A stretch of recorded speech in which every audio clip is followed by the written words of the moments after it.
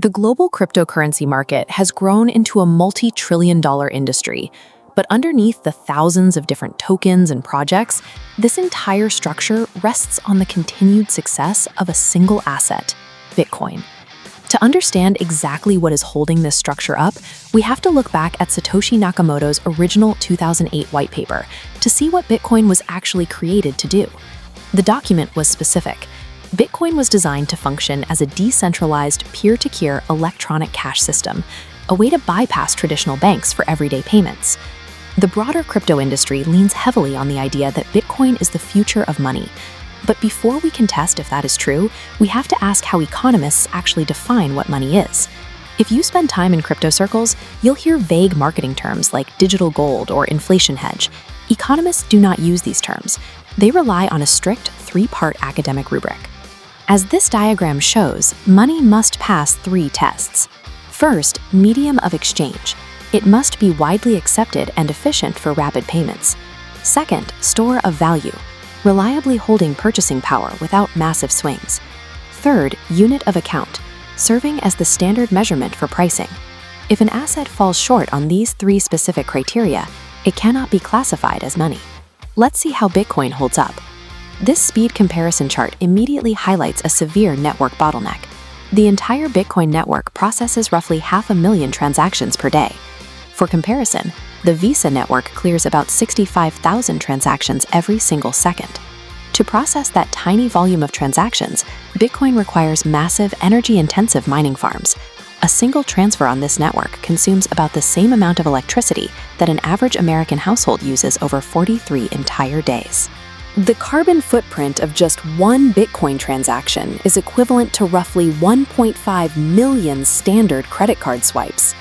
A network that runs this sluggishly while draining this volume of resources fails the first test. It cannot function as an everyday medium of exchange.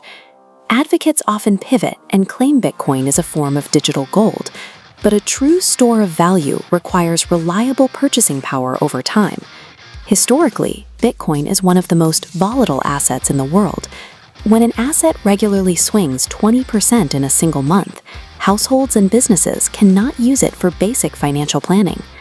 This wealth distribution chart exposes another flaw. Despite claims of decentralization, the actual network is concentrated. Just 2% of addresses control 95% of the total Bitcoin supply. This extreme top-heavy ownership means small groups of large holders can easily manipulate prices and trigger massive market crashes.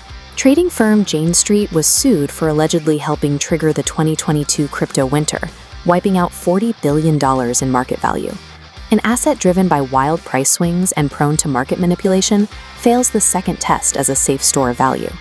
That leaves the final requirement, unit of account. We can test this by looking at the few retail businesses that claim to accept Bitcoin at checkout. These stores do not actually price their goods in Bitcoin. They price everything in US dollars, and Bitcoin merely acts as a momentary conversion tool right at the point of sale. Because no one actually uses it as the foundational metric for pricing economic value, Bitcoin fails the third and final test. We do not have to guess what happens when a population is forced to use Bitcoin as a real currency. In 2021, El Salvador became the definitive real-world proving ground when it adopted Bitcoin as legal tender.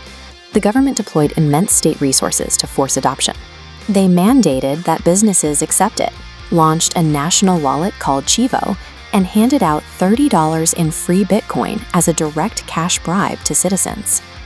Bitcoin advocates promised the network would dominate borderless transfers, yet data from the International Monetary Fund shows Bitcoin captured less than 2% of El Salvador's international remittances. Domestic user data is equally grim. The National Bureau of Economic Research found that 60% of users downloaded the state app, cashed out their $30 bribe, and immediately abandoned the platform. Even with aggressive state backing, legal mandates, and free financial incentives, a real-world population rejected Bitcoin as a functional currency. Bitcoin fails all three economic tests of money. It produces no physical goods, and it generates no underlying cash flows. This leaves a gap between its lack of utility and its trillion-dollar valuation. If it produces no value and fails to work as money, the price shouldn't be rising at all. The explanation rests on a financial concept known as the greater fool theory. Looking at this flowchart, we can see the exact mechanics of the crypto market. An asset's price rises strictly based on the belief that another buyer will arrive later willing to pay more. That belief creates demand, which raises the price, which then attracts new buyers, regardless of the asset's actual utility. The constantly shifting narratives, pitching it as digital gold today or an inflation hedge tomorrow, function as necessary marketing campaigns designed to recruit the next wave of buyers into this loop. Strip away the technology and the memes, and you're left with a psychological machine that depends on a finite supply of new entrants.